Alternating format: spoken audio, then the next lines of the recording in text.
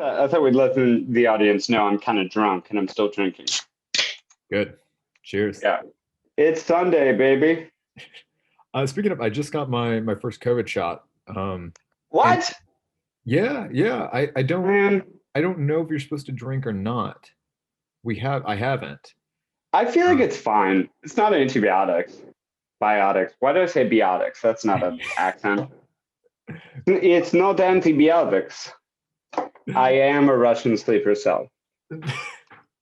yeah. Now, I gotta say, this is annoying because when the pandemic first started, I was like, oh, thank God I'm in England. Like, it's good to be in a place where there's some semblance of nationalized healthcare. Yeah. And then all of a sudden, when vaccine rollouts happen, and America is just leaving us in the dust as far as my age group. Yeah. I feel like Everyone I know in America, people who are younger than me in America are getting vaccinated, and I'm not vaccinated, and it hurts my feelings. yeah, I mean, we did same day, essentially. Same day? Like same day sign up to get the vax. Like I didn't have to wait or Yeah. anything, really. Yeah, I have no idea when I'm gonna get to. We got through all the old people, and then now it seems to be slowing down. But did you want to announce who we are? yeah, hello. Oh, I've never announced us before. This is exciting. Welcome, ladies and gentlemen. This is Villain for All Seasons, coming at you on this Sunday, the 9th of May, Mother's Day. Shout out to all the mothers out there. What's up, ladies?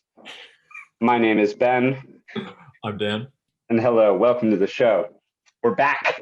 We're back. 2-week hiatus. I moved, so it wasn't really a vacation, but I'm really happy to be back. And I miss talking to you, man. Yeah, it's good to be back. I'd like to say that I've been doing my homework and that I've got a lot ready, and I don't think I do. I've been busy, and none of it has involved studying the news, which has been good for me. I feel better. I feel like no one should do what we do.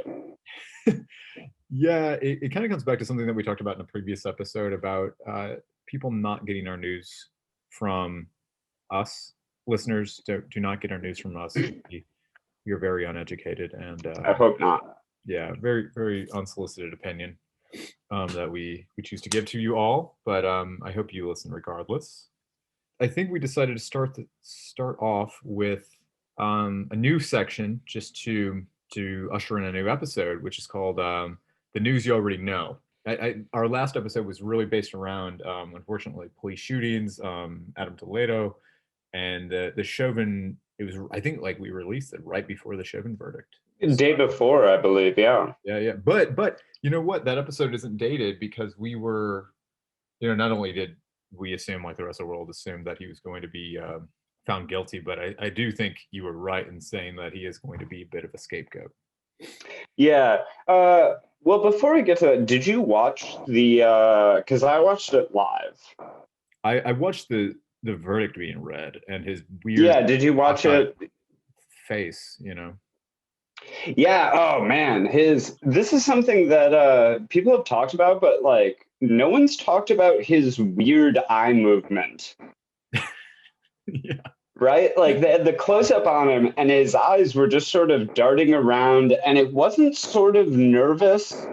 Yeah. And it wasn't sort of sad. It wasn't. I don't know what it was, and it's also, this is something that everybody can sympathize with, because it's hard to read facial expressions when you don't have half of the face. But it was strange to watch. But his eyes were just sort of darting from right to left to upper right to north by northwest sort of thing. And it was weird. He seemed like he was confused. I don't know. I don't know. I watched it live because obviously it was a big deal, and I was particularly worried about it because what was it? It was a Monday night, I believe. Yeah, I think so.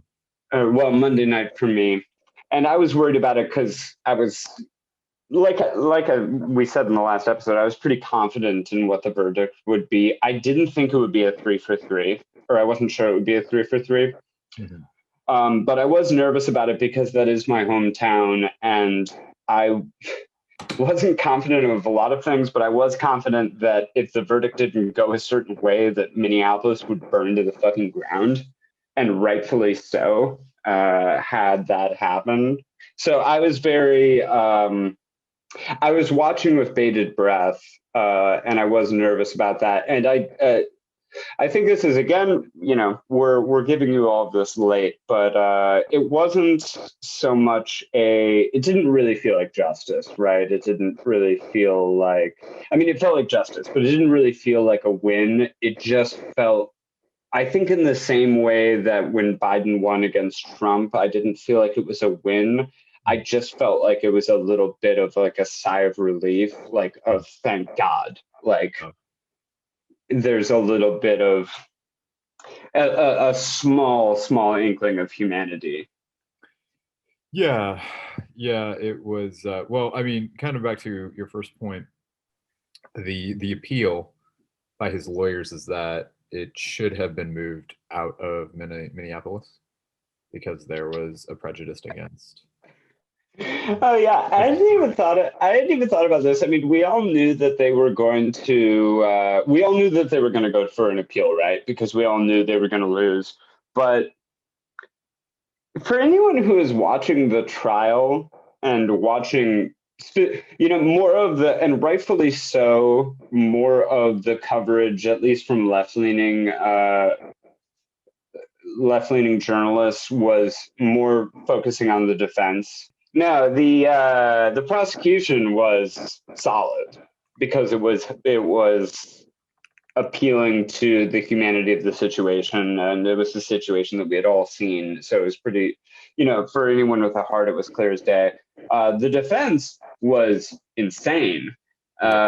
Because what the fuck were they going to say? They had nothing. They had and it seemed like, I don't know, I guess Johnny Cochran's dead, I guess. So they had nothing to go off of, because what was it in their closing statements? They had to remind you of reasonable doubt, which, like, I'm no lawyer, but like, if in your closing statements you have to really, really drill reasonable doubt, you're fucked.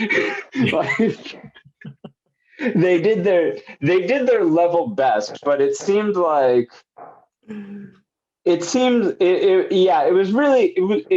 was something that was really gratifying to watch, I think, because first of all, even if they were the best lawyers in the world, I don't know how you would have won that case, because it was just like the whole world saw that fucking video.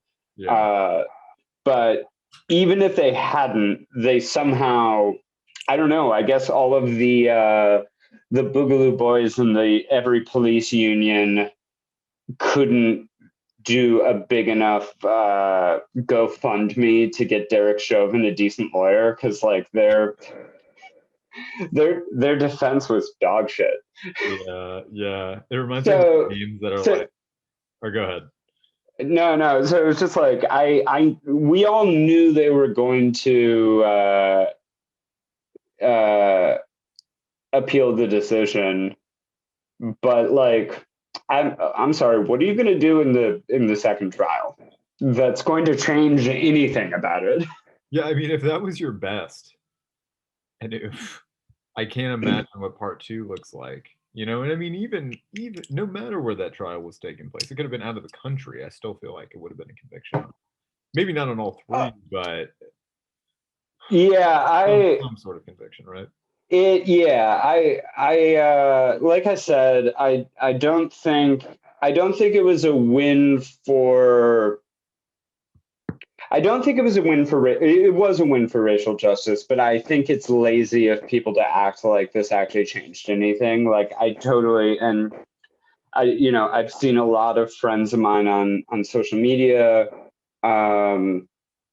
be still very angry about it, and rightfully so. Of like, this isn't a win, because it kind of isn't, because it's the easiest goddamn trial to prosecute that you possibly could. but again, I think it was just I watched and I gave I breathed a sigh of relief just because it was like, fuck, okay, we got this one. Yeah. Does it change anything? Fuck no. It doesn't change a fucking thing. I think to your point, there were a few other tapes that were released soon after that. You know, of again, like police. I mean, the big one that was Micaiah Bryant. The video shows that she was about to stab somebody, and the cop shot her 4 times. And I mean, again, like I think Don Lemon, of all people, was like, no, the cop did the right thing here, etc. It's like 4 times. Yeah. Yeah, and that happened like while the verdict was coming out, wasn't it? I think it was like an hour later or something. And yeah, it was the same day, and it was like, okay, so none of this is done. Again, like what I'm talking about with the sigh of relief I breathed was just that okay, like my hometown isn't going to have a bunch of riots tonight. From an and by the way, I'm not anti-riot in this situation. Like, I'm actually kind of pro-riot. I'm totally pro-riot. Had that gone the other way, I'd be totally for burning down some police stations. I'm not for like violence against police officers, but what the fuck else is going to work? Anyways, on to something else that happened, and this is going to get into something I want to talk about with Joe Biden, but AOC is at it again. She recently said that Biden was more progressive than a lot of progressives thought he would be. Did you hear about this? Well, hasn't she been saying that for like you've heard this before? Since before he got into office, I guess. Yeah, and it made me reflect on everything that Biden has come out with, like the infrastructure plan and all these very ambitious plans, which are great. You know, I agree with most of them. Like, of course, I'm one of those people like thinks that they should probably go further, but like, you know, they're really good, especially relative to the last guy in office. But you know, this is just what presidents do. They announce a bunch of big things, and what it comes down to is how much political capital they really want to spend. Yeah. And, I mean, Biden has just every week it's something great. I love it. But has anything really been passed? Well, yeah, and also I don't know. The thing for this is like, is Biden so far? Let's remember that we're very early on and stuff, and also like early on is a big thing because if you're going to get anything done, it's going to be in your first 100 days of office, right? Has he on that metric because I hear the saying a lot of like, oh, he's the best president of our lifetime, and on that metric he probably is, I guess. Does that make him progressive in my eyes? I don't think so. I think he's doing like we've talked about this before, but it's like yes, you've done the bare minimum. And you've done a lot of things that needed to be done, but like you could have done a lot more. I don't. Let's see what the results are, right? You know, let's see. Well, and I mean, more importantly, to like talking about AOC in this context, why the fuck are you like cheerleading for him right now? That's not the purpose that you purport to serve. That's not why we put you into office or why your constituency put you into office. I didn't vote for her because I don't live there, but I would have voted for her had I lived there. But it was just like you're not there to be a cheerleader for him and talk about how fucking great he is. Right. You got voted in because of the, progressive ideals that you stand for. So why the fuck are you here talking about how great he is for this? I don't trust that at all. I mean, that's fucking weird. Yeah, I mean, she's there to, in my opinion, antagonize, and she's lost a lot of that. Yeah, I mean, that's what she got into office on, and that's what she, like camping outside of Nancy Pelosi's door and shit. That's what made us all love her, and now she's very much the opposite of that. Yeah, I mean, I think about this a lot, talking about promises, and especially when it comes to agenda. Biden had that big speech while we were away. They're not calling it the State of a Union address, but it was. Um, anyway, Yeah. like he laid out another one of these plans. Again, it sounds really great on paper, but I remember Obama's last day of the union, he promised that Joe Biden was going to cure cancer. Is that true? I don't remember that. Yeah, yeah, yeah. Yeah, maybe we What? want to what What? What? we need to pipe it in. What? Wait, what? What was he going off of there? Well, I mean, it is fair that What oh is that fair? He's not a we cancer have the video, doctor. we have the tape. All right, show me. Last year, Vice President Biden said that with a new moonshot, America can cure cancer. Last month, he worked with this Congress to give scientists at the National Institutes of Health the strongest resources that they've had in over a decade. So tonight I'm announcing a new national effort to get it done. And because he's gone to the mat for all of us on so many issues over the past 40 years, I'm putting Joe in charge of mission control. For the loved ones we've all lost, for the families that we can still save, let's make America the country that cures cancer once and for all. What do you think, Joe? And he got it done. I mean, if anybody's going to cure cancer, it's going to be Cuba. Let's be honest. I don't know how to react to that. It's just true. I don't know. I've been drinking since noon. I don't know, man. Cuban doctors seem to be everywhere. Yeah, I mean, they're the most amazing. They're the most amazing medical force in the world. Yeah, yeah. We need to cut all of this. We're such a mess, but I don't know. No, I think we should keep that. I think they like basically cured AIDS, juvenile diabetes, dyslexia. I'm just making this up now, but yeah, seriously, if cancer is going to get cured, it's going to get cured by Cuba. It's not going to get cured by the U.S. But you know what I'm saying? These are pledges. These are what presidents do. And it sounds really great what Joe is proposing right now. Joe, our producer. And yeah, I just don't know. I mean, he's campaigning for these things, but again, we'll see in 6 months. We'll see in 8 months. We'll see in 2 years. Yeah, I don't like it. Yeah. You wanted to talk about Bill Gates? Yeah, can we pull that? Well, yeah. So again, we're going back to, I suppose this is sort of like a year in review, only it's the last 2 weeks in review sort of thing. Yeah. Okay, so this is from observer.com. I think it was originally Salon, but Bill Gates' comments on COVID-19 vaccine patent draw outrage.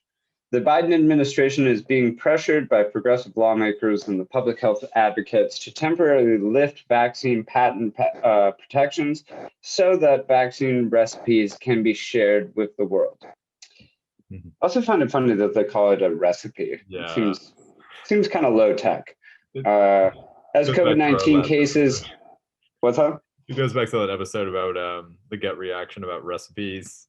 Like the site that offers it without all the context around it. Yeah. Just the recipe itself. Yeah. As COVID-19 cases and deaths skyrocket in India and other underdeveloped countries in recent days, the topic becomes more urgent than ever. However, Bill Gates, one of the most prominent figures advocating for mass vaccination, doesn't think it's a good idea. In an interview with Britain's Sky News this week, the billionaire philanthropist, I love that they call him a philanthropist there, was asked if he thought it would be helpful to lift intellectual property protections on COVID-19 vaccines. To many people's surprise, his answer was no. So here's Bill Gates' quote. The thing that's holding things back in this case is not intellectual property, Gates said. It's not like there's some idle vaccine factory with regulatory approval that makes magically safe vaccines. You've got to do the trial on these things. And every manufacturing process needs to be looked at in a very careful way. There's only so many vaccine factories in the world, and people are very serious about the safety of vaccines, he added. Moving a vaccine, say, from a Johnson & Johnson factory to a factory in India, it's novel. It's only because our grants and expertise that can happen at all. So, yeah, okay, so this is from like 2 weeks ago again, but like the evil of that statement has just been bothering me forever. And I'm glad he's getting divorced, but really, like, not that that matters, not that he ever, you know, I refuse to believe that he's heartbroken about this, and his wife is, you know, now going to be like, what, the 12th richest person on earth after this, probably less, probably like the 6th richest person on earth. Yeah.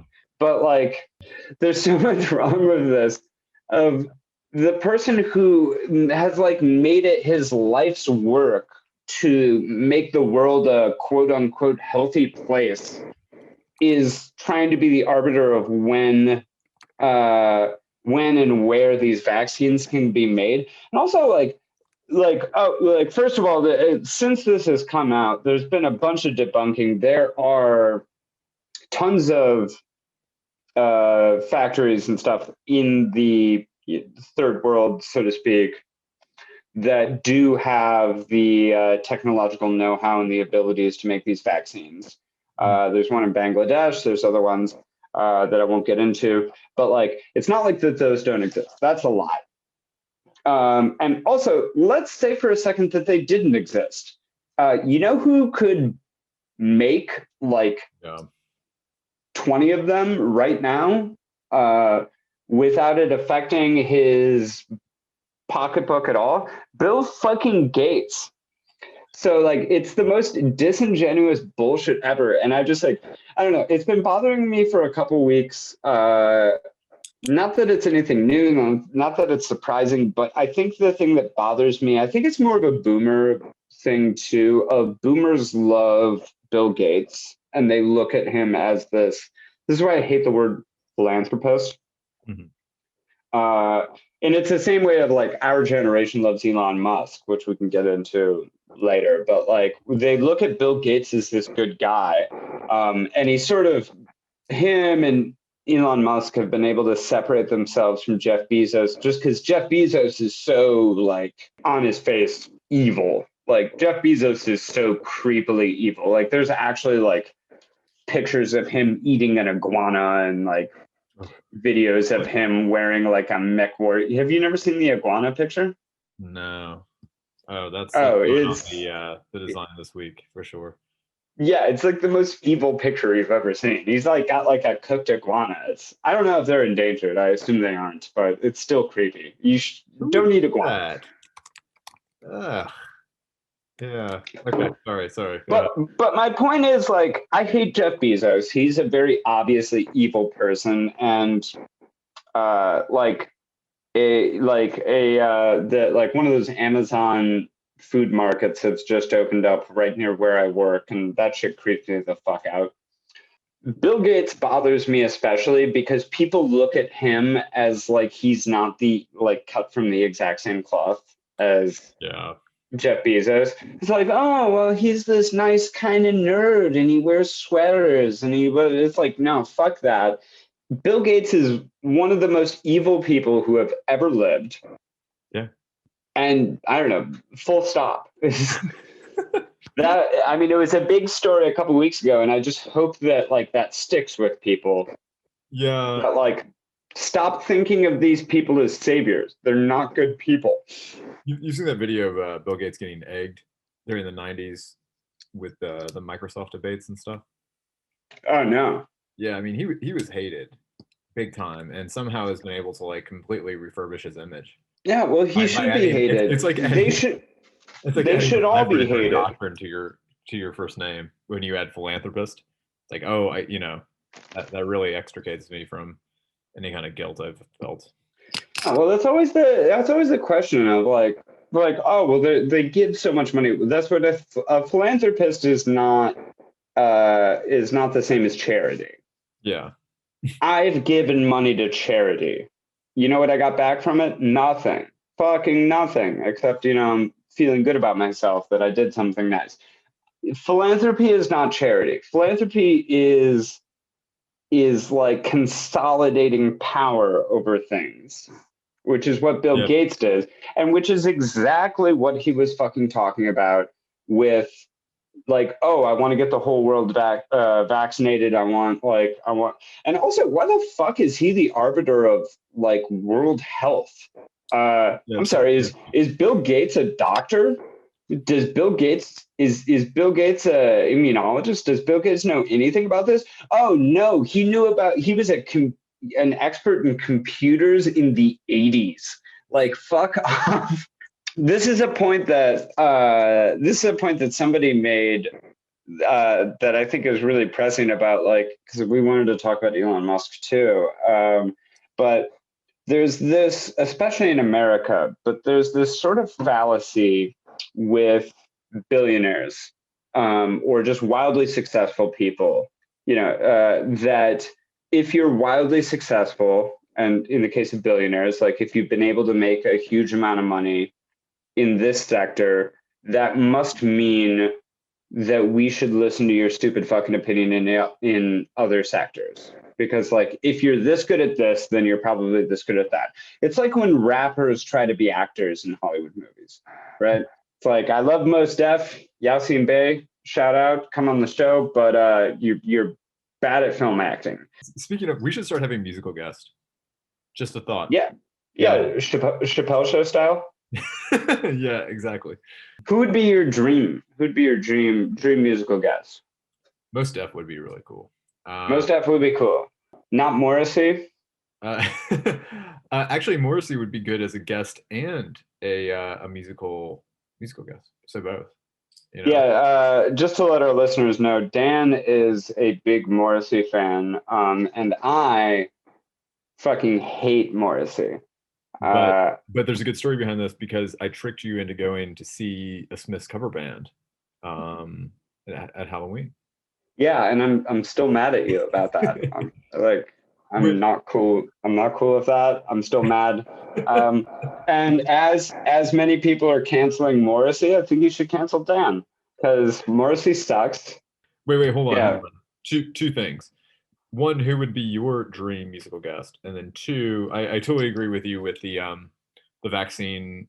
Bill Gates, like, just talking about the vaccine, like the recipe idea, but also, as you know, since Biden has approved the waiver to sending this recipe around the world, how there is this technological drought, that they might not have it to create the vaccine. Just like, you don't have to just like give people the instructions. We can also invest in other places and have some kind of facility for these companies these countries to have mass immunization. Just, it's ridiculous. It's a ridiculous argument. It's clearly just the fig leaf on big. Well, has he? Sorry, I'm not sure if I got the info on this. Has he actually lifted it, or is that because I know he said he was going to lift the patent thing on it. That's a good point. I've only read the headline, and I know that it's not only up to him. The U.S. has said they will lift. Yeah, said is being the operative words, but the EU, I think maybe one other country, Canada, I think might have some say in that as well. But yeah, it's more of a governing body that has to waive the IP waiver. Yeah, I don't know. I mean, it's such a clear, and like, I'm not saying anything new. Like, this isn't any deep opinion that I'm having, but like, how fucking egregious is it that we have vaccine patents at all, right? No, yeah. We all know the story of the guy, I can't remember his name, guy who cured polio, who just immediately sold the patent for I think 1 cent. Jonas Salk, right? Yeah, I think it was Jonas Salk. So instead, sold it for 1 cent or something, and I think it was a Canadian cent, so it was even less. I don't know, if you come up with a new kind of toaster or something, sure, you can have a stupid fucking patent for that, but the idea that anybody is having a vaccine on a patent on vaccines is egregious. Yeah. I mean, if only to contrast it with all the talk over the last year and a half about how this is like such a deadly disease, how we need desperately to vaccinate the entire world. And then it comes to these intellectual property rights, which are just, it's laughable. And it's like, why are we, all these people who are speaking against it, it's like, I don't believe a fucking word you say. It's like, Bill Gates, you became literally the richest person in the history of the world, apart from some like Persian king or something from, I suppose they weren't called kings, but apart from like a Roman Empire or emperor from a couple thousand years ago, you're like you're richer than God, and you got richer than God because of patents. Mm-hmm. And now you're telling us that like we need patents. Get the fuck out of here. Why would we trust you? And also because there's also just empirical evidence that we know that there are places that can produce this. And the other thing is, like, to my point before, oh my God, if you're so worried about these places not producing it right, or maybe it won't be safe or something, it's like, why don't you open your own fucking pocketbook and help them do it then? You don't need the money, you piece of shit. This is the thing. It's such a solvable issue, which I know we're just like harping on something that like anybody who, I don't know, cares to listen to us, or anybody who cares to think about this for a second, is like, all of this is solvable. And this idea of like it, like the idea that it is a ongoing argument in US politics is just like, okay, well, like we're all just gonna die in the next 50 years. If this is what we're worried about, we're done. Like, nothing matters. Nothing matters if this is where we're at in our public discourse. Like, who gives a shit? One thing before we totally leave the news that you already know, and that's just to go back to Derek Chauvin and everything. Did Nancy Pelosi say something that you wanted to highlight? We're going to talk about Nancy Pelosi later anyway, but yeah, that was something that that definitely would have been my big go-to right after the trial. Just like she just like keeps raising the bar on like an absence of self-awareness. Yeah. You saw the press conference she did, like, thank you, George Floyd, for your sacrifice. Yeah. Where she, by the way, looked up to the heavens as she did it, looking up while she's wearing what I imagine is like a $10,000 suit and Gucci sunglasses with a designer face mask. Fucking face mask. Thanks, George Floyd, deceased, by the way, for anybody who wasn't aware. Thanks him for his sacrifice, which, by the way, I don't think you're able to have a sacrifice involuntarily. Yeah. I think if you were to go back in time to, 2019 and go, hey, George Floyd, do you want to be a kind of vague symbol of sort of racial justice for cops, and like one guy gets pegged for murder and it doesn't really change the system? Oh, by the way, he gets pegged for murdering you. Or do you want to like not have that happen and like you just, paid for whatever you're paying for at the grocery store, and then like you get to live your life and move on? I've never met the man, but I imagine he would be like, whatever that first offer was, that sounds horrible, and I don't want to do that. I'd be like, smart choice.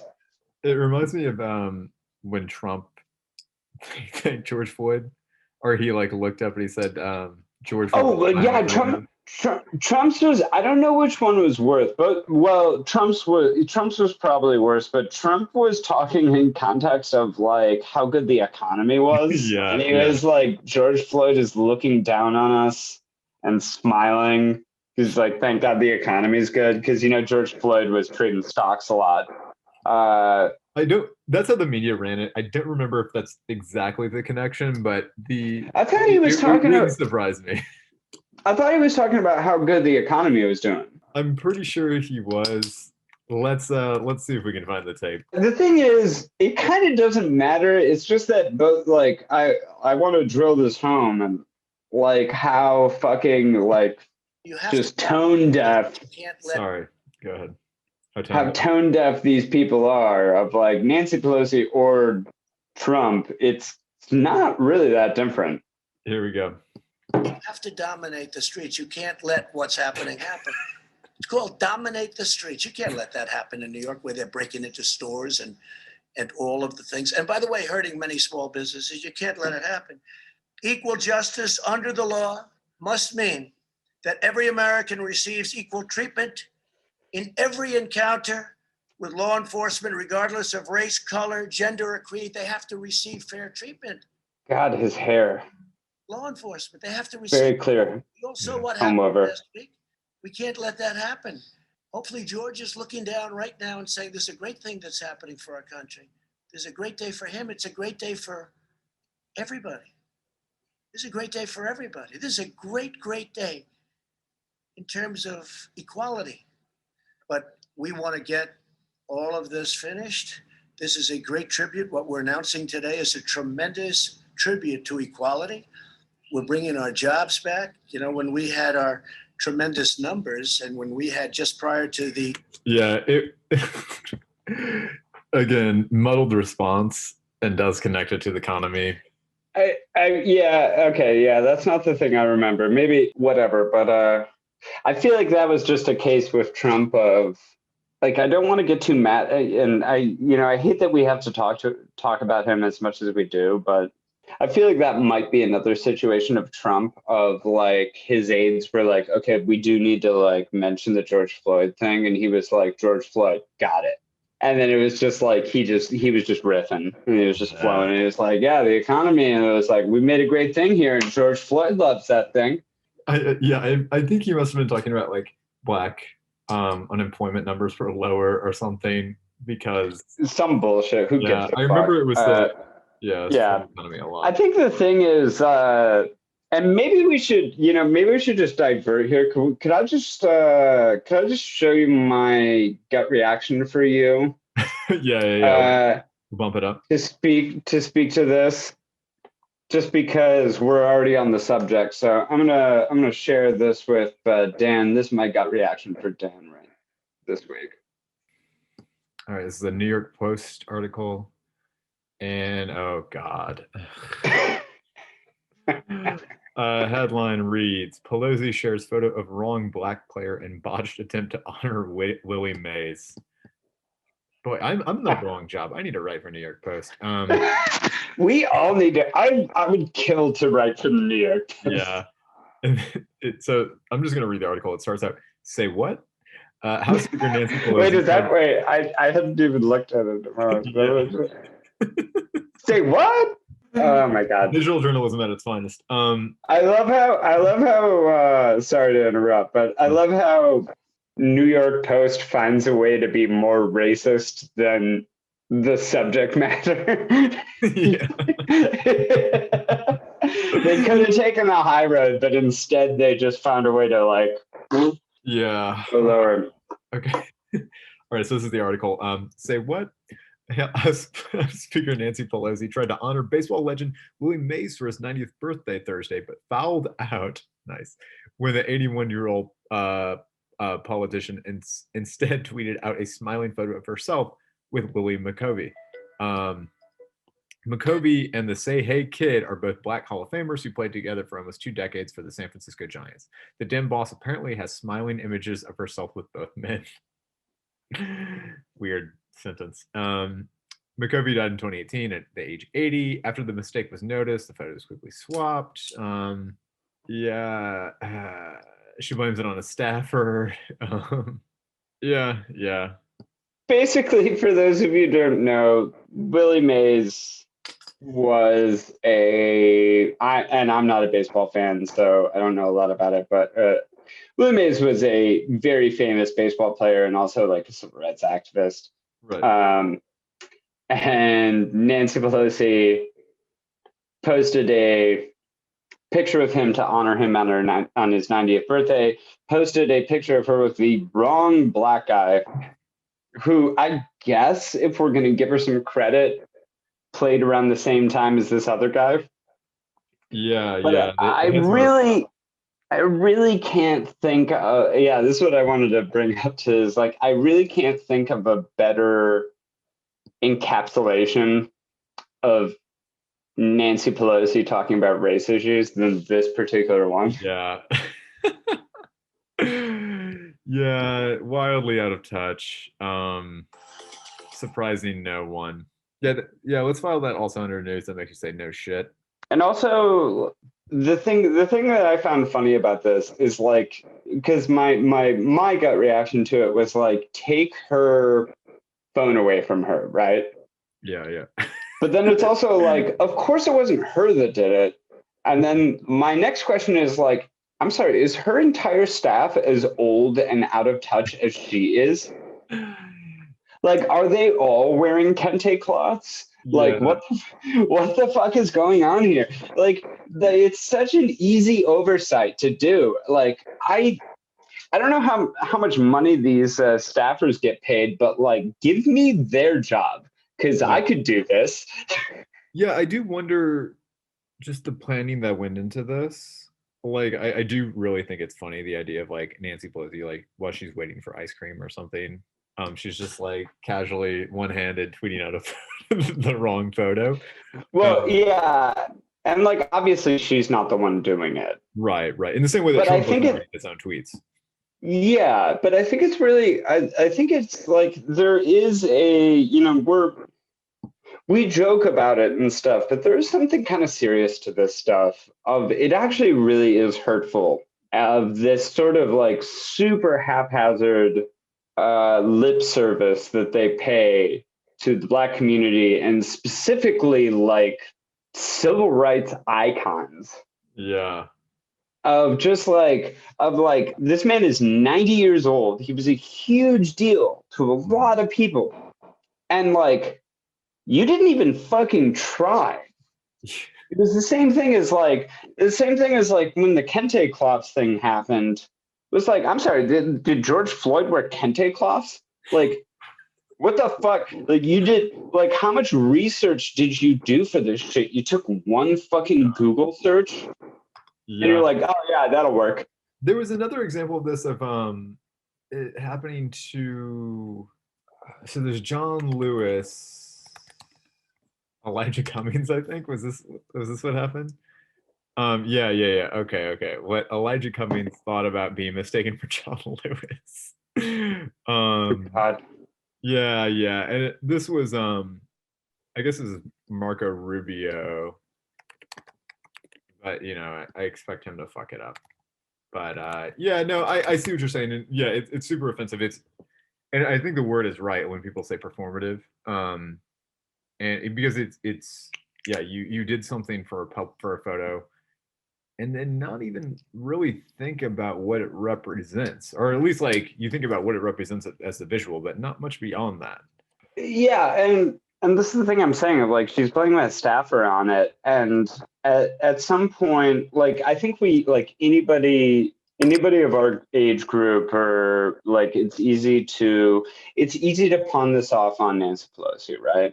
And I'm of the opinion that I think she should be put out on a metaphorical ice float and just like get rid of her. Like these people need to go.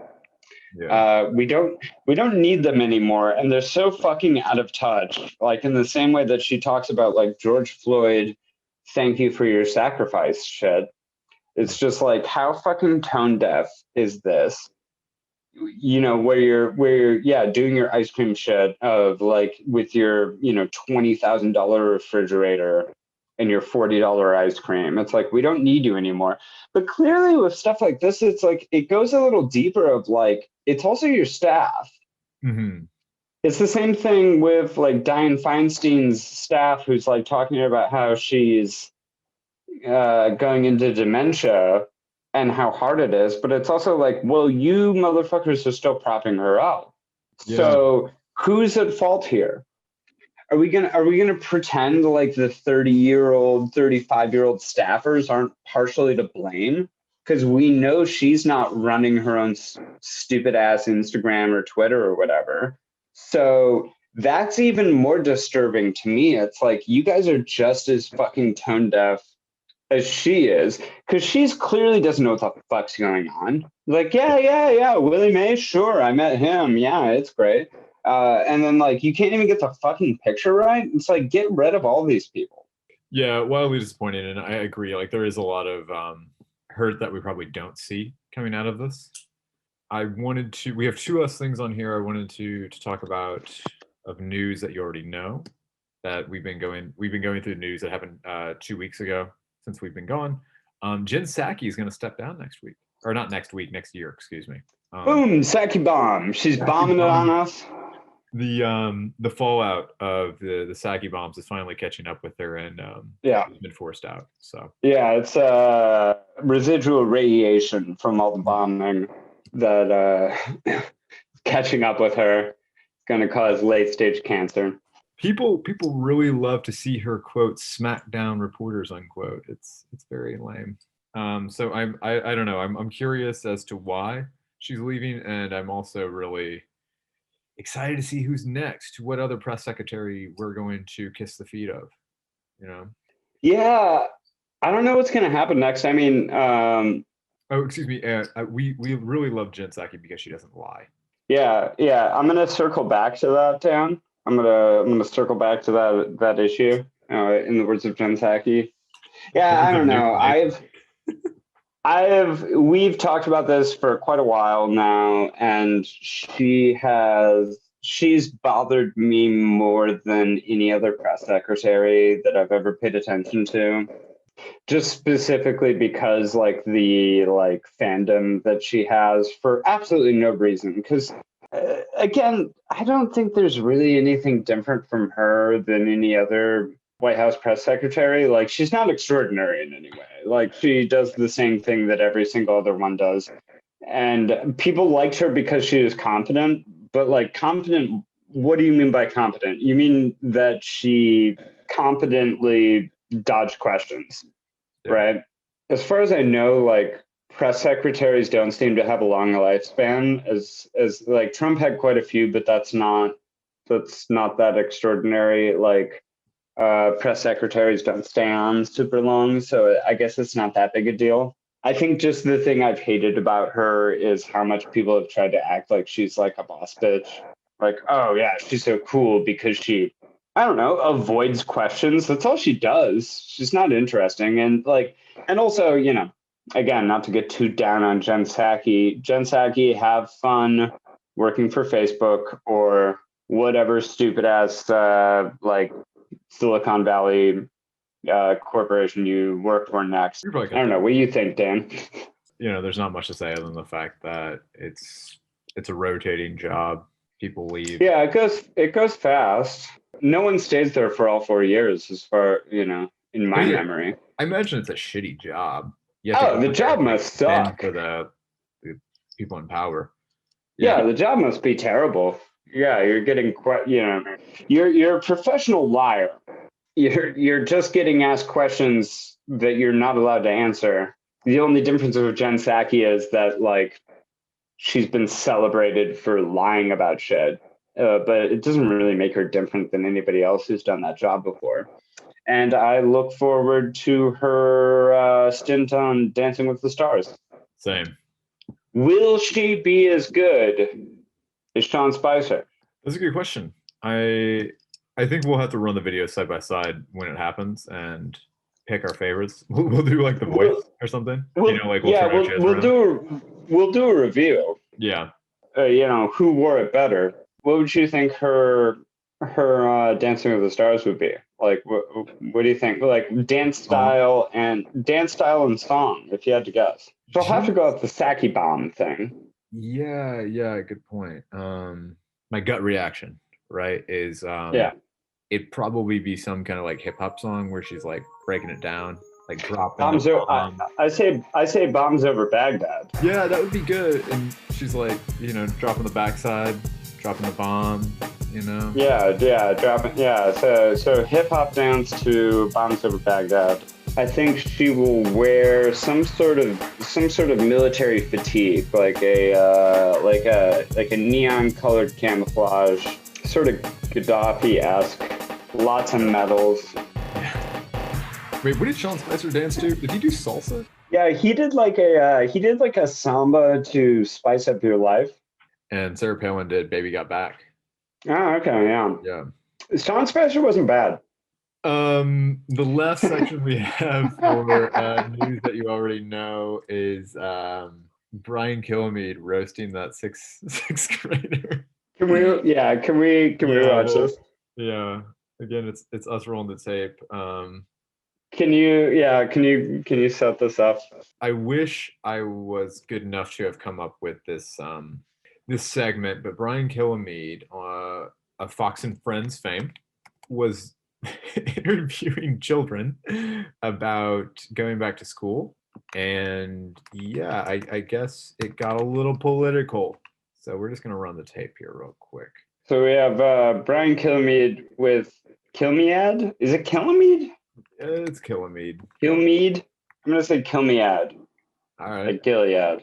Sixth graders. It's him, and it's him in like true network news form of like 4 boxes with, I can't overemphasize, 3 sixth graders who probably wish they were doing anything else. They all look very bored. I'd rather be, I don't know what they do, TikToking or literally anything other than talking to Brian Kilmeade. I just see some hard-hitting journalism.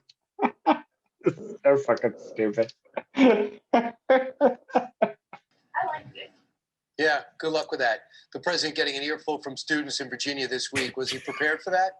Kids across the country are stuck learning on Zoom and begging to get back in the classroom, including our next 3 guests. Joining us now, 6th grader in Philadelphia, Mason Cedars. Been on before, always love seeing Mason. 8th grader in Torrance, California is Lily Rosen. She's still waiting to get back to school full-time. In high school, a freshman's never an easy year. Katie Garrison knows that. She's a freshman learning at home in Gilroy, California. Mason, let's start with you. You're over in Philly. Tell me what is your week like? How many days you in school? Hours? What's it like? Thank you for having me. I am not in school yet. I'm still learning fully virtual, but next week we are going into in-person school Monday and Tuesday. How hard has it been? Are you adjusting? I remember when you addressed the school board, you really were eloquent, and I thought you got your message across. It's not working. How are you doing? You learning anything? I'm learning something, but I think that the teachers are doing a great job, but it's not what it could be if we were in person. Lily, you got up at 3:40 for us. I appreciate it out in California, but guess what? Your numbers are the lowest in the country. You're back to school right now. The danger is infinitesimal. What's the reality for you? Well, I only go back to school 2 days a week, Mondays and Fridays.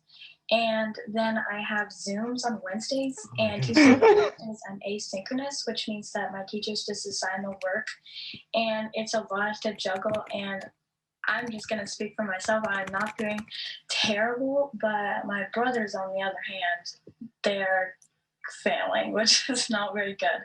So I do think we really need to get back into the classrooms because it'll be far more beneficial than online is right now. Lily, it's unbelievable. I never heard of this. You get your assignment, you do it at home.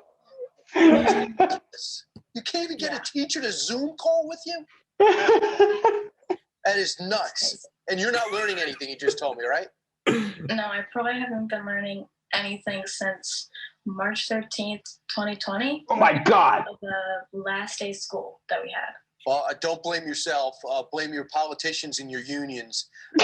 Garrison, you are in 9th grade. You're out in California too. Oh, What's your situation? situation? Where the fuck is the video? I'm full online, so basically I don't even get to go hybrid. So every morning I wake up and then I log on to Zoom and I stay on Zoom for about 4 hours, and it's basically like that every day. I feel like I'm learning every day. I'm not failing, but I feel like if I was in person, I would just be a little bit more focused in getting a better education. Of course, you pop off your camera sometimes and you just got to relax. It's an impossible environment. Mm-hmm. I do, yeah. All of my classmates turn their cameras off, and I honestly really don't blame them because it's really hard being online, and it's even harder to be on camera and paying attention. So, Mason, you're trying so hard to get your team and everybody to understand how bad it is learning at home. How close are you to getting back in the room? What do you miss most about not being in school? I miss most, obviously, seeing my friends and all the after-school activities that I've done. And I think that we're very, very close getting back to school. And I think that the way that our new president is handling things is a very good way. And we would not have gone to this if it were still the last president. Really? That's hard to believe because the last president was saying, I want every kid back in school. I'd only seen that clip before, so watching the full thing has been really funny. Wait, does he keep attacking the children after this? Let's just do the whole Lily, clip. for you, what is your hope knowing the numbers are going down and the governor might be opening up? My dad is really, really pushing to get us back in school like me. And my mom is a teacher and she's going to school to teach at her school. And it's quite chaotic because honestly, my family is tired of being with each other 24/7 all day, every day. And I think that just going to school would be really good for my family just so that we can have like time apart and that we wouldn't fight as much, or just getting out of the house just by ourselves would be good for us. But yeah. No kidding. Hang in there. And Katie, just real quick, your hope for the next semester, your message to people who say they're keeping you safe by keeping you at home. I really, really want to go back to school, obviously, because I feel like I need that social interaction with my peers. Online is not the same because in person, obviously, I'm able to meet my teachers for the first time. I've never set foot on campus as a student because it's my freshman year, and I would really love to go back in the fall. And I think all my fellow peers would too. And I don't mean to make it worse, but there's states in Alabama, North Carolina, South Carolina, Florida, and Texas. They've been back since September. So have a lot of private schools, and it's just not fair to you three and all your classmates. Politicians are getting in the way, and people who are supposed to be following the science playing politics is making it worse. Thanks, guys. Good luck at school today. Thank you. Oh my God. Okay. Thank you for having us. Okay. So, all right. So first of all, this is child abuse.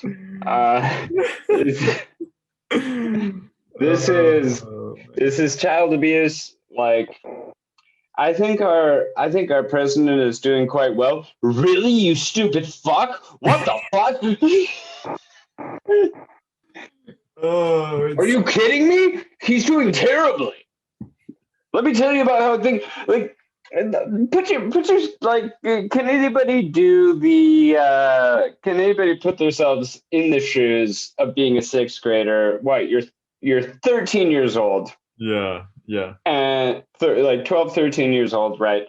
And for some reason, your horribly negligent parents have agreed to put you on national television with Brian Kilmeade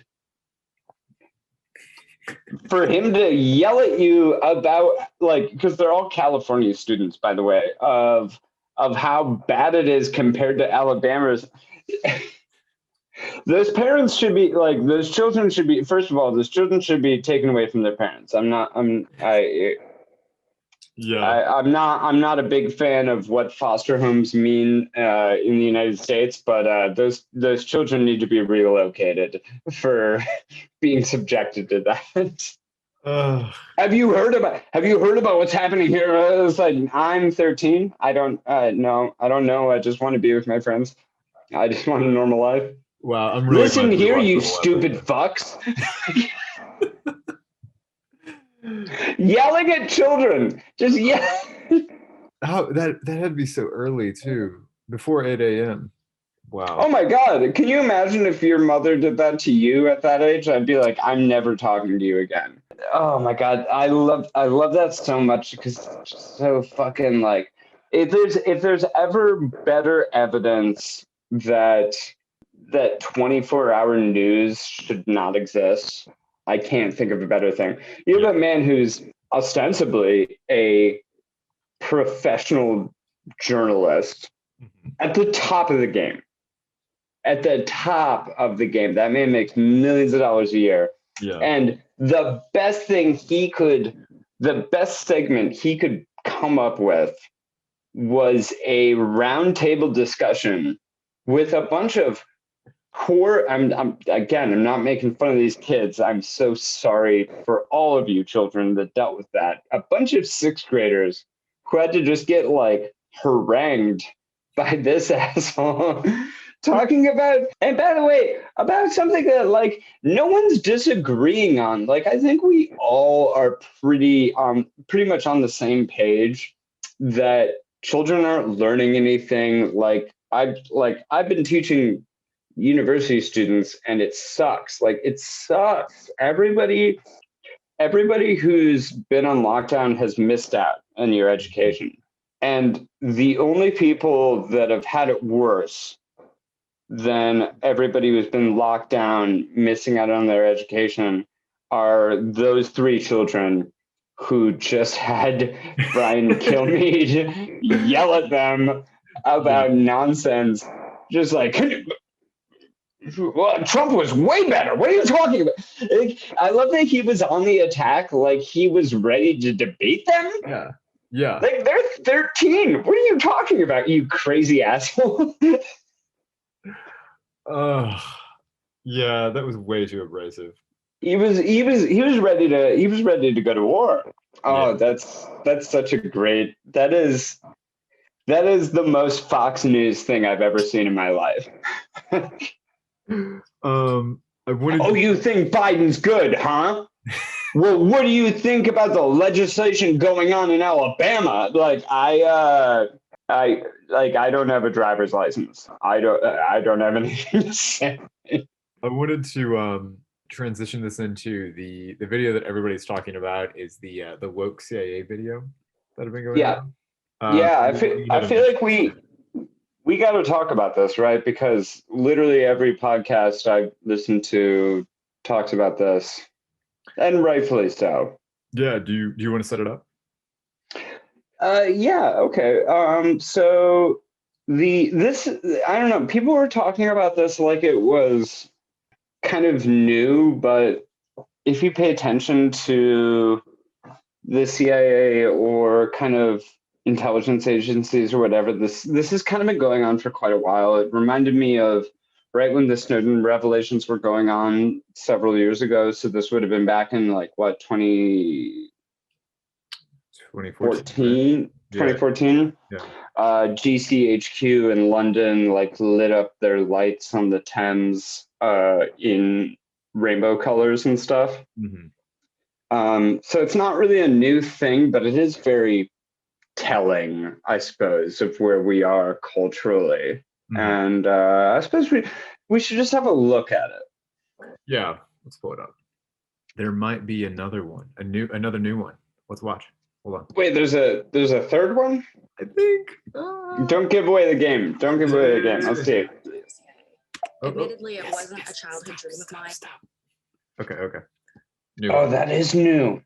Okay. 2 days ago, as of 2 days ago. All right. Let's start with the first one. We don't have to play the whole thing of the first one, but let's talk about the first one and then do the second and third. When I was 17, I quoted Zora Neale Hurston's How It Feels to Be Colored Me in my college application essay. The line that spoke to me stated simply, I am not tragically colored. There is no sorrow dammed up in my soul nor lurking behind my eyes. I do not mind at all. At 17, I had no idea what life would bring, but Zora's sentiment articulated so beautifully how I felt as a daughter of immigrants then and now. Nothing about me was or is tragic. I am perfectly made. I can wax eloquent on complex legal issues in English while also belting Guayaquil de mis amores in Spanish. I can change a diaper with one hand and console a crying toddler with the other. I am a woman of color. I am a mom. I am a cisgender millennial who's been diagnosed with generalized anxiety disorder. I am intersectional, but my existence is not a box-checking exercise. I am a walking declaration, a woman whose inflection does not rise at the end of her sentences, suggesting that a question has been asked. I did not sneak into CIA. My employment was not and is not the result of a fluke or slip through the cracks. I earned my way in, and I earned my way up the ranks of this organization. I am educated, qualified, and competent, and sometimes I struggle. I struggle feeling like I could do more, be more to my two sons, and I struggle leaving the office when I feel there's so much more to do. I used to struggle with imposter syndrome, but at 36, I refuse to internalize misguided patriarchal ideas of what a woman can or should be. I am tired of feeling like I'm supposed to apologize for the space I occupy rather than intoxicate people with my effort, my brilliance. I am proud of me, full stop. My parents left everything they knew and loved to expose me to opportunities they never had. Because of them, I stand here today a proud first-generation Latina and officer at CIA. I am unapologetically me. I want you to be unapologetically you, whoever you are. Know your worth, command your space. Mija, you're worth it. Whew. I just want to say, I kind of feel bad laughing about her personal story, but not bad about. Do you though? Do you? Well, I mean, it's clearly being used for marketing purposes. So I think that if we separate that, it's funny, you know. I don't know. I suppose this is like the real gut reaction for the. I mean, we'll go into the next one, but this is the real gut reaction for this. What do you take from this, though? I mean, come on. Yeah, I get it, and it's one of those situations where it's like it's being used for recruitment to an organization that has spent its life basically going against all the things that she's promoting in that video. You know, inclusion, diversity, any kind of like self-empowerment of marginalized people. So yeah, there's that. What was your takeaway? Yeah, I mean, I don't know. I think it's there was a lot of like uproar on like left media about this, and you know, I guess rightfully so when it first came out. Mm-hmm. And a lot of that's fair, but the thing is, none of it's surprising for what you would expect from something like the CIA. Mm-hmm. I think a lot. I mean, it's very funny. My favorite part is the you know, I can sing Guayaquil de mis amores, and talking about being a first generation American, like her parents were immigrants. So she's obviously Latinx, and she's, you know, one could ascertain Guayaquil de mis amores is a song, which I'm looking at, by Julio Jaramillo. Sorry, I think that's it. Yeah. Guayaquil, for those who don't know, is the capital of Ecuador. Shout out to the namesake of our podcast, Philip Agee, where he was stationed. So I don't know. I find it very rich that you're like, you have a first generation Latinx person talking about, oh, my parents came seeking a better life from this place that was ravaged by the machinations of the CIA. And then now I'm, you know, if we're going to assume that you're probably doing the same horrible things in other Latin countries. Yeah. Yeah. So there's that. First of all, there's that very, very like black irony of that. And I don't know. The thing is, I think to understand a advertisement like this, like I said with the GCHQ thing, it's kind of nothing new. It definitely is nothing new. But I think, like, to understand this properly, you need to understand where the CIA came from. Yes, the CIA did come from like rich white people, like white Anglo-Saxon people, right, in post-World War II. But more specifically, it came from Ivy League universities, very much Yale, but also just anywhere in the Ivy League. And that, while the demographic has changed, that essential factor hasn't changed. So that's something that isn't surprising about this when you listen to it, is it really ticks all of the boxes of, it has all the language, it has all the proper language of, I've been, cisgender, I've been diagnosed with generalized anxiety disorder. I assume that, I assume that's all of us, by the way, because I'm anxious as fuck. But so it has that sort of like educated class, like, and by a college educated class language to it. Which is curious because she talks about all, like, she's not a box to be ticked off for inclusion, yet it goes through all this like language that you would tick off if you were like trying to appeal to a certain recruitment class. Yeah, well, that's a great point, and it's not the way that like working, like, because like it's sort of kind of touting this like working class child of immigrants sort of mentality, but it's like that's not the way normal people talk about themselves. Yeah, all those boxes that she very literally ticked off. The only people who talk about themselves that way are people who are from this new ruling class we have, which is like the finger quotes educational elite. yeah. People who went to Columbia or Yale or Harvard or MIT or whatever. Like, no one fucking talks like that. That's fucking insane. Yeah. Yeah, it's I don't know. None of it's surprising. I don't think, like, I think like some of the uproar about it was dumb, but like it's totally, I guess it's totally what you'd expect. Did you want to watch the second video as well again? Yeah, fuck yeah. Okay, cool. There's this like little Easter egg that I'm curious if it's definitely in both of these videos, and I'm wondering if it's going to be in the third video too. But and let's preface this. So we knew we had to talk about this because everybody else has talked about it, and it is very funny. But what we didn't know, or what I didn't know before we started recording, was that there's been some follow-ups. So we actually are getting ahead of the game. So everybody's already talked about what we're talking about right now. But now there's more of the humans of CIA. I wanted to be a librarian the first time I set foot in a library.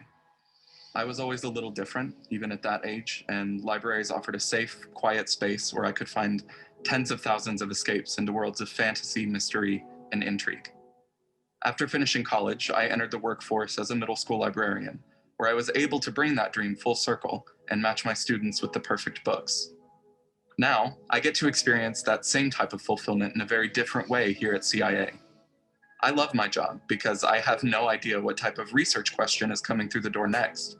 It might be as simple as an HR officer needing to clarify a law, or as complex as an analyst needing to help identify something they saw in a video still. Tell us what law they wanted to clarify. Just curious. Something Is it of potentially global proportions. As an agency librarian, I work to ensure that our collection and services are matched up with what CIA needs.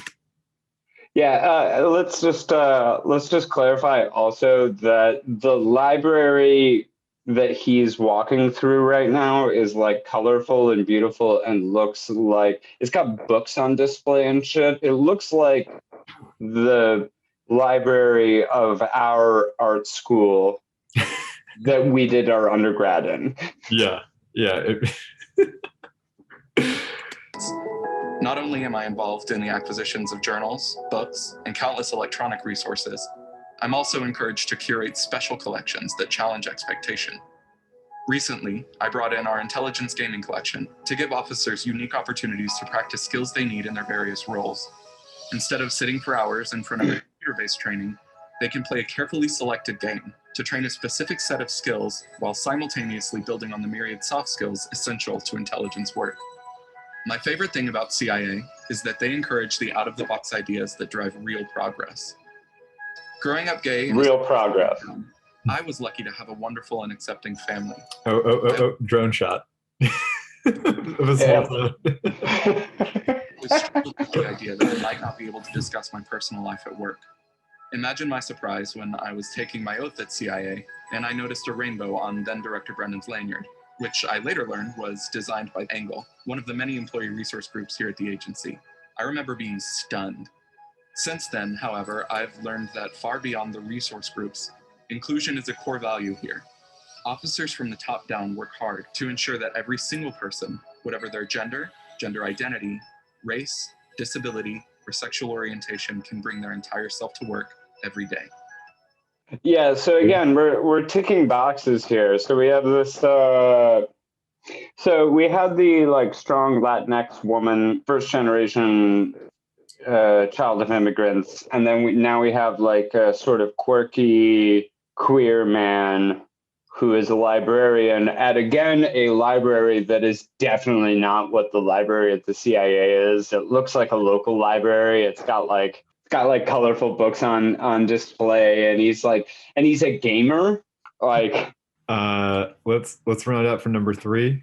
all right, what's number 3 that I assume it's a like trans drag queen triathlete or something. Wait, hold on. I don't have the typical answer on why I joined CIA. Admittedly, it wasn't a childhood dream of mine, nor does my college degree align with security. But I was lucky enough to stumble across a security administrator position, which eventually led me to an opportunity as a polygraph examiner within CIA's Office of Security. I'm now part of the Director's Protective Staff, which provides armed security to principals under both CIA and the Office of the Director. Gina Haspel on We had several principals that were women, some of whom the camera right there. Any more women on the Director's Protective Staff. I've been able to inspire not only women to pursue DPS, but also people who wouldn't normally consider themselves qualified to be a special agent. The truth is, I haven't learned how to find a balance between my work and personal life. My husband and I have tested the limits to this balancing act as full-time working parents to 2 young boys. DPS agents work 24 hours a day, 7 days a week. We travel the world, and we are unquestionably willing to put our lives at risk for the safety of another person for the greater purpose of national security. I am now a supervisory special agent held by only a handful of women in the past. I've experienced highs and lows, both professionally and personally, but I've learned that open and honest communication are undoubtedly the most important factors that allowed for my truly amazing experiences.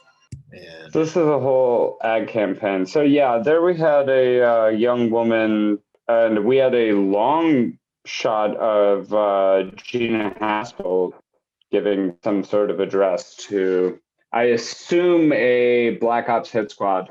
By the way, number 3. there's actually a lot of humans at CIA, and they all seem very. Are there more? Oh my God, there's so many more. Yeah. Oh, they've been going on for a while. Okay. So this is something that no one's mentioned, is that this ad campaign has been going on for a while, which I actually didn't know until right now. Here's the thing. Okay, so Dan, this is the thing that I was thinking about this. I don't think these are recruitment videos. Okay. Because I don't think, I hate that they call it CIA and don't have the in front of it. I don't know why that bothers me so much, but it does. Like, working for CIA. I don't know. It seems like they're trying to like soften the blow or something. It's the CIA. Yeah. I feel like I feel like something for that doesn't need, I'm looking for a good metaphor for it, but I don't think this is an entity that needs recruitment videos. I feel like that's something superfluous. So the question I have with seeing videos like this is, who are these for? The only answer I can come up with is that these are not like they're not actually trying to attract the next generation of CIA people. I don't know where these are played unless it's like Ivy League school kids YouTube feeds just get these on it, in between videos of whatever the fuck they're watching of cartel beheadings or something. But I feel like these are more for like PMC, professional managerial class people, to see these and feel good about supporting something like the CIA. Like, I don't feel like this is for people who want to join. I feel like it's more for people who want to feel okay with ignoring what the CIA is or what it represents. Yeah, I could see that. I guess the last two things we need to talk about today are the VFAS book club. Yeah. Shout out to Justin Clark, who sent us John Boehner's book On the House. Literally. Yeah. Should I give the... Okay, so if we're airing this, then we have to do it, which I actually really want to do. But okay, if we're going to talk about this, then so on our last episode, many, many moons ago, we kind of talked about I don't even remember what we fucking said. We talked about John Boehner's new book, which is a political memoir of his time as Speaker of the House, with him, I don't know, what I assume is him thinking he's Don Draper by the cover. But anyway, I posted about it jokingly on our Instagram, and I was like, can't wait for the sexiest political thriller or whatever. I can't remember what I fucking said. But I put out like a shout out. I was like, if anybody can get us a copy of this book, I promise you we will dedicate a whole episode to it. Mm-hmm. I was not serious. And by I was not serious, I just meant I did not think anyone would do it. But then I got a DM from somebody that said, can you do an ebook? I can make that happen. And part of me was like, shit. And a way bigger part of me was like, oh, fuck, people actually look at our Instagram feed. Yeah.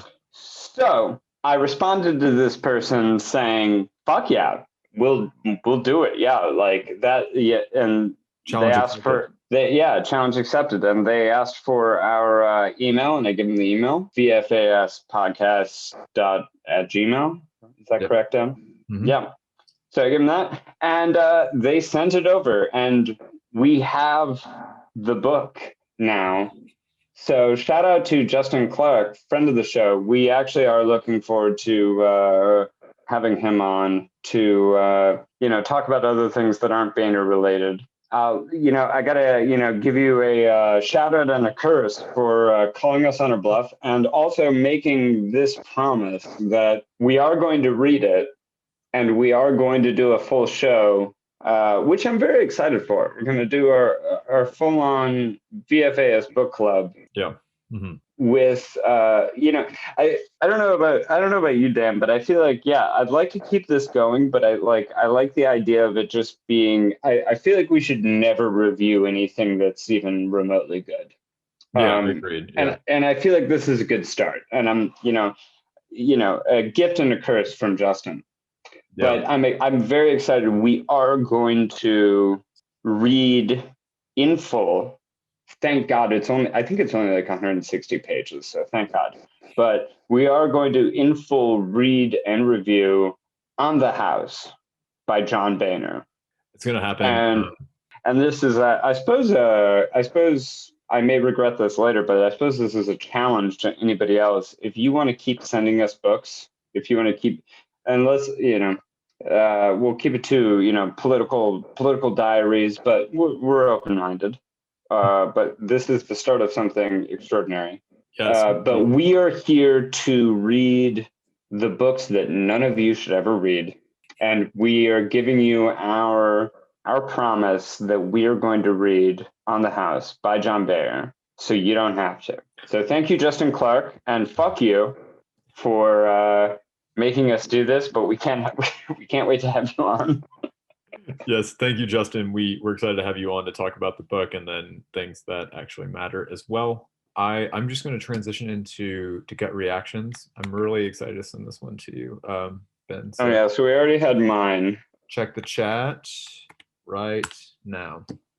Oh, I think I saw this. Yeah, so this is from the Hollywood Reporter. Jeopardy! I didn't know it was done with an exclamation point. Jeopardy slammed for winner's alleged white power hand gesture. Hundreds of former contestants demanded an apology for winner Kelly Donahue's hand gesture, while Donahue says it's all a terrible misunderstanding. Yeah, I think I saw about this. Oh, that's So the hand gesture? Lying though, right? I don't know. Verdict is out. I don't know. Well, when I first heard about this, it was like there's such a hair trigger with this sort of shit that it was just like, leave the man alone. I don't know. He won Jeopardy like 3 times. And wasn't it that like he did a 1 and then a 2 and then a 3 or something? Yeah, isn't as this? he? I think this is the symbol. Maybe, I don't know. Okay, well, I will say the picture that I'm looking at it is oddly specific. I'm gonna give the man the benefit of the doubt, though. I mean, that's a weird amount of accolades to go through just to throw up a gang sign on national television. You know, I mean, it is, but I will say, I heard about this story like a week ago, and I thought it was dumb. It was just like, fuck off. Like, it's just some nerd who, this is like the biggest moment of this guy's life. Let him have his day in the sun. It's like, he's got to be a white supremacist. I don't know. Looking at, if the picture I'm looking at is what the sign is, it is oddly specific for the hand gesture that like takes some, muscularity for the finger.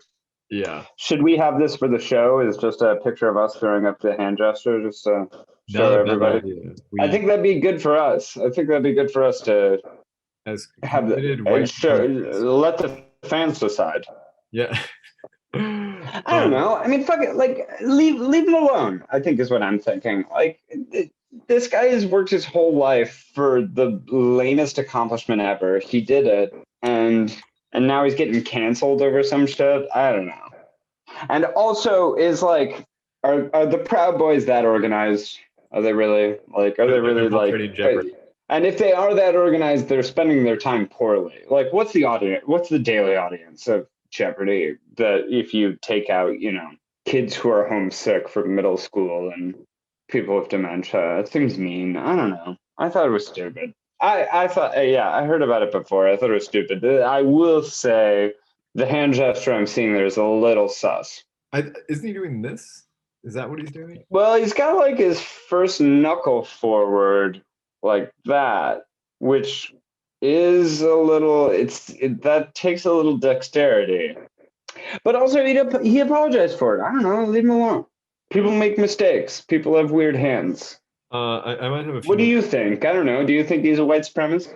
No, I don't. Yeah, it's again, if the white supremacist movements are putting that much effort into like subverting the consciousness of the populace, they're mismanaging their funds on a like wildly. Like, I wanted to send you one more gut reaction here.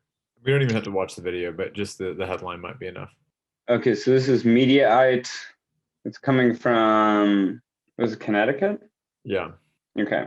So it's like CSNBC in Connecticut.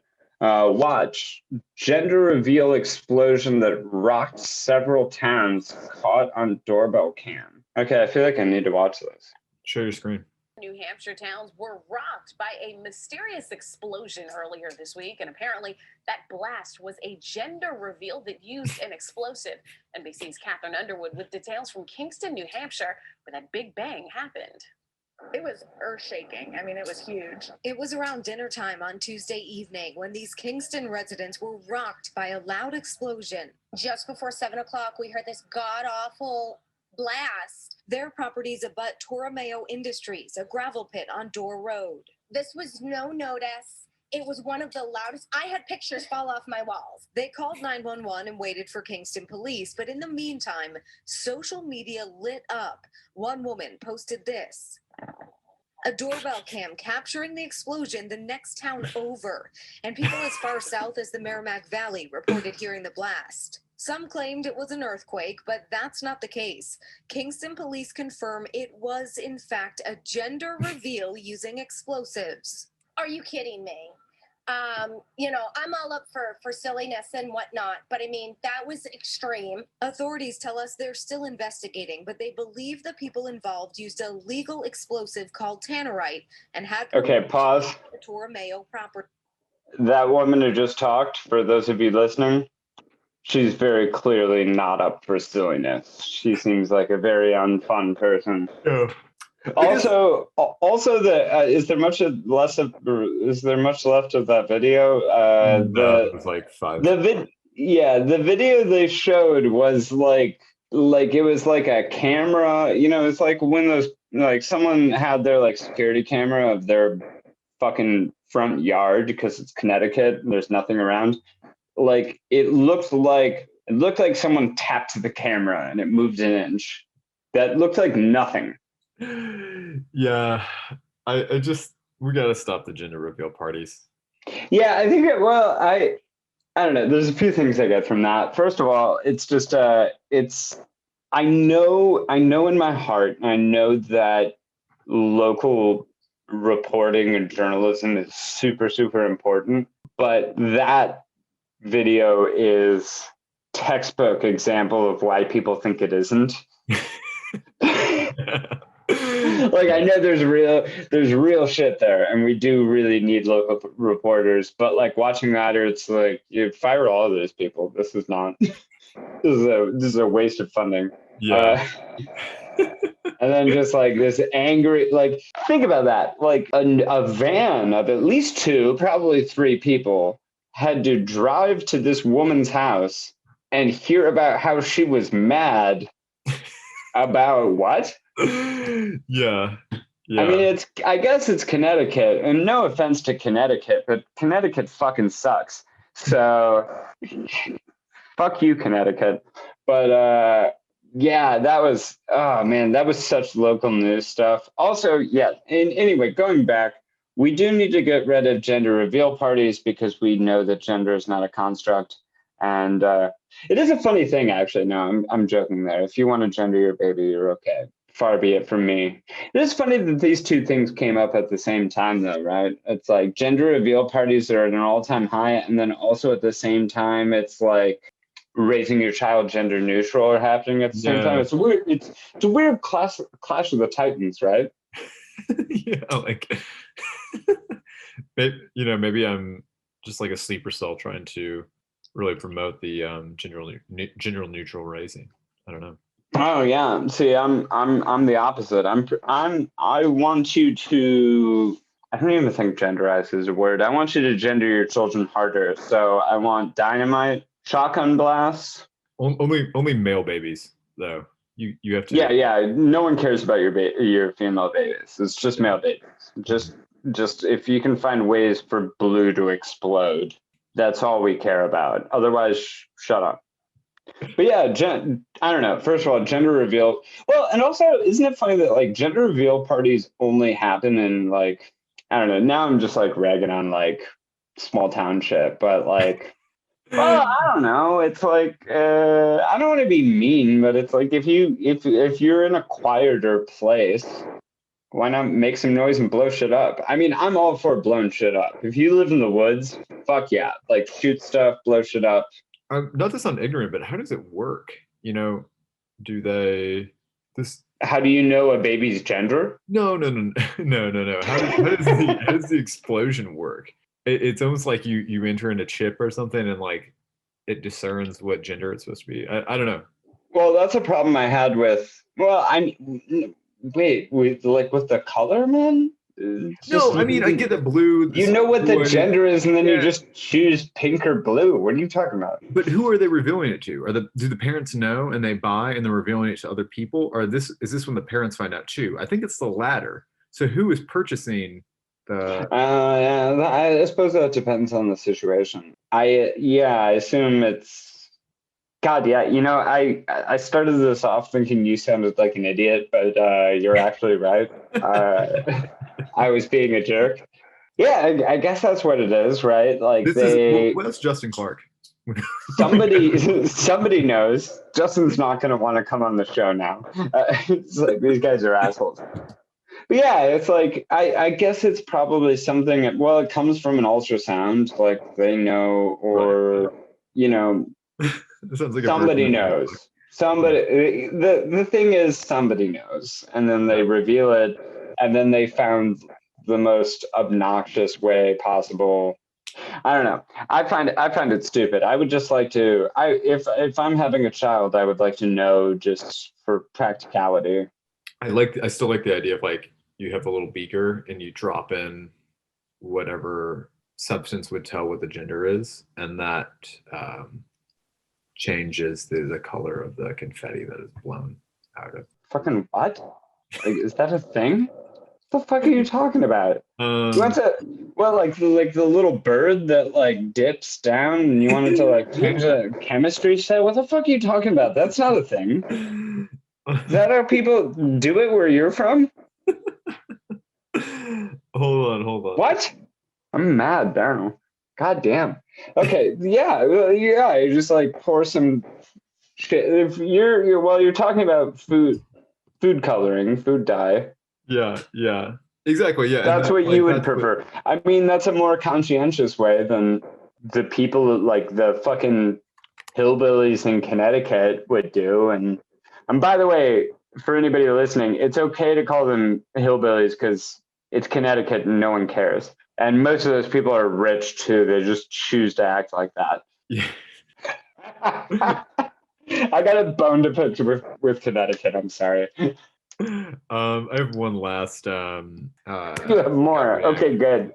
Yeah. We'll not end it on my hate towards Connecticut, but fuck you, Connecticut. This one's only fuck funny your because, stupid. Fuck everybody's stupid gender reveals. Sorry, I keep interrupting you. I just wanted to. This one was fun just because oh, okay. This is Andy Richter. Big fan of Andy Richter, by the way. I'm a big Richter fan, yeah. Yeah, I love Andy Richter and love Conan. So this is a tweet from Andy Richter. The Joe Rogan fan that called me, quote, Conan's pocket pussy got a big laugh from my daughter. All right, well, so there's a couple of things here. I like Joe Rogan mostly. Yeah. I think he's got some blind spots, and definitely I don't think anybody can have $100 million and be like a normal person. Yeah. But that being said, I generally like Joe Rogan. I also accept that he is maybe he's something like PhDs are going to be written about him if they aren't already. Of like, he's probably the most interesting media force ever. And something that comes along with that is a lot of people who love Joe Rogan are the dumbest boys in school. They're big dum-dums who say stupid shit. And it's like a lot of... so it doesn't surprise me that they would say, what is it, Conan's pocket? Why are you hating on Andy Richter? Like, you're the nicest man.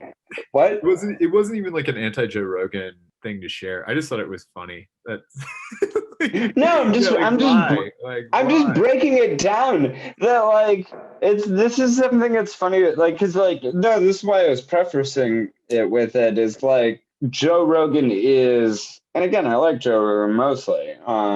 He annoys me sometimes, but whatever. Everyone does. You especially, Dan. But like, I'm just acknowledging that he has like weird, creepy fans. I mean, whatever. But it's like, of all people, Andy Richter. By the way, Andy Richter and Conan O'Brien have been working together for about as long as I've been alive. That's true. I liked Andy's show back in the 2000s. Andy Richter Controls the Universe. I remember liking that show. Yeah, it was a funny show. I liked it. There was a great episode where he was dating a girl who he realized was like a neo-Nazi, so he started volunteering at a Jewish home to like solve his guilt. It was great. I don't know. First of all, I don't know.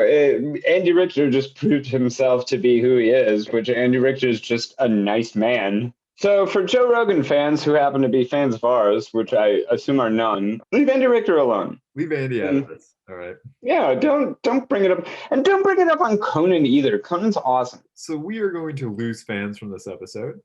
Did we have any? We'll see. Our hope is it hasn't been confirmed yet, but I think we're talking to somebody about the protests in Colombia this week. If not, this will just be the sequel to Two Assholes, an episode that we did a few episodes ago, a few months ago now, I think. Yeah, we may talk about Colombia. We may not. We may have an indictment on Andy Richter. Stay tuned. But we'll be back on our more regularly scheduled programming. So, yeah, stay tuned. Word up.